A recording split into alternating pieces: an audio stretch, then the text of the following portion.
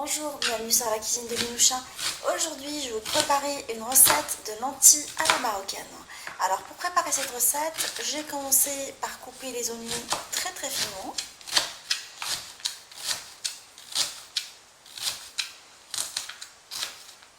Alors, dans une marmite, je vais mettre un tas d'huile d'olive, les oignons coupés finement ainsi que l'ail. Coupés en fait en même temps que les oignons.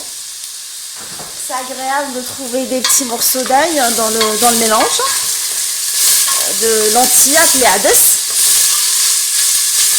Et je fais revenir mes oignons et mon ail jusqu'à ce que ça soit bien ramolli. Une fois que les oignons sont bien ramollis, je rajoute par-dessus la tomate que j'ai râpée, à laquelle j'ai rajouté un tout petit peu d'eau. Alors j'ai rajouté l'équivalent d'un demi-litre d'eau dans la tomate râpée. Je vais mettre dedans l'équivalent d'une grande cuillère de concentré de tomate.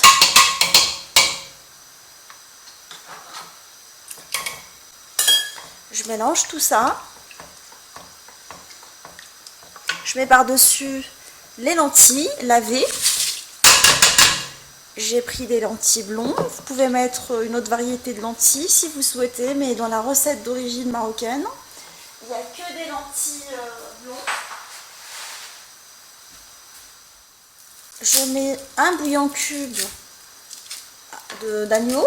Alors si vous êtes végétarien, vous pouvez mettre un bouillon cube de légumes, les herbes, le persil et la coriandre hachés très finement.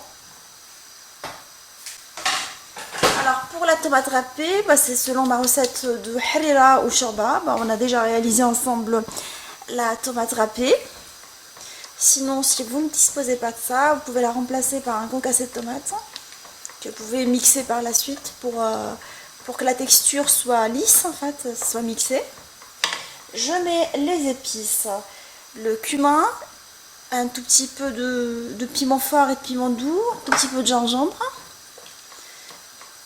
J'oublie pas mon petit tour de moulin.